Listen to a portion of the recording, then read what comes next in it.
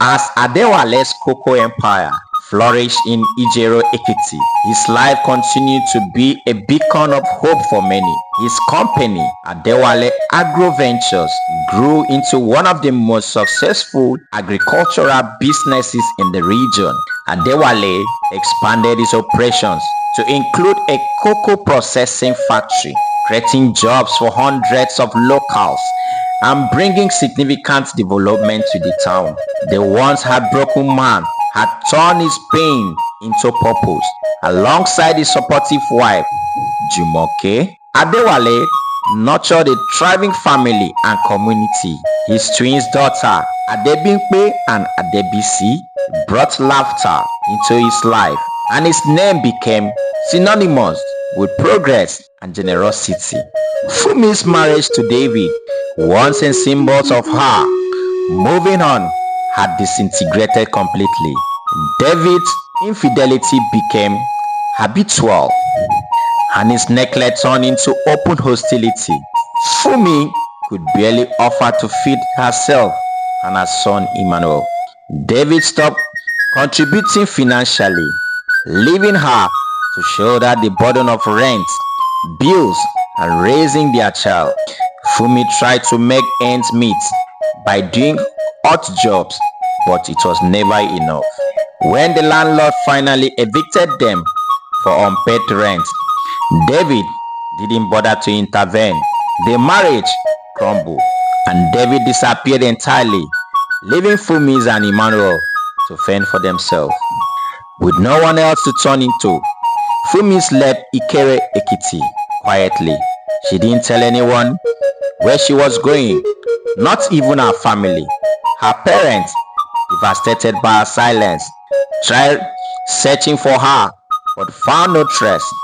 Some villagers whisper rumors. Perhaps she had gone to Lagos, or maybe she sought refuge in another village. Others speculated that the weight of her struggle had driven her to a tragic end. For Emmanuel, the loss of stability was profound. The boy grew up under his grandmother's care, with no clear memory of his father or mother. Deji's life took a harsh turn after dropping out of school. With no education, no prospects, he struggled to make ends meet. His parents could offer little support as they were still reeling from the loss of their home and Adewale's fallout. One day, Deji's uncle, who ran a thriving spare part business in Lagos, offered him an opportunity to learn the trade. Desperate for a way out, Deji accepted. For 3 good years, he worked tirelessly, saving every penny he earned.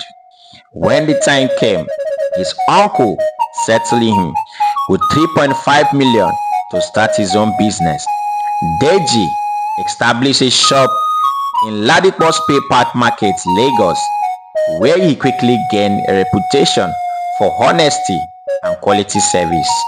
With his newfound wealth, Deji took responsibility for his family. He paid off his father's medical bills, renovated their small rented home, and ensured his mother lived comfortably. His success became a source of pride for his parents, who often said, Deji has restored our dignity. Adewale's contribution to Ijero Ekiti continued to grow. In addition to his factory, he started a scholarship program for underprivileged children and funded vocational training for young adults. His stories of resilience inspired many, and people from far and wide came to him for mentorship. His wife, Jumoke, became an advocate for women's empowerment, running workshops on health, education, and financial independence. Together, they build a life filled with purpose and love. A far cry from heartbreak Adewale once endured. As years passed, Fumi's fate remained unknown. Her family held out hope that she would return, but no word came. Occasionally, Someone claimed to have seen her in a distant city, working as a trader or a maid, but this rumor will never confirm. Adewale, busy with his new life, rarely thought of Fumi, but when he did, it was with a sense of closure. He had forgiven her in his heart, though he knew their paths were never meant to cross again. What became of Fumi? Will she ever find redemption and stability? As Adewale's life strive and Deji's journey unfold a story of perseverance, consequences, and a second chance continue. Stay tuned for the next chapters of Adewale's journey, a tale of lesson learned, unforeseen reunion, and the power of forgiveness.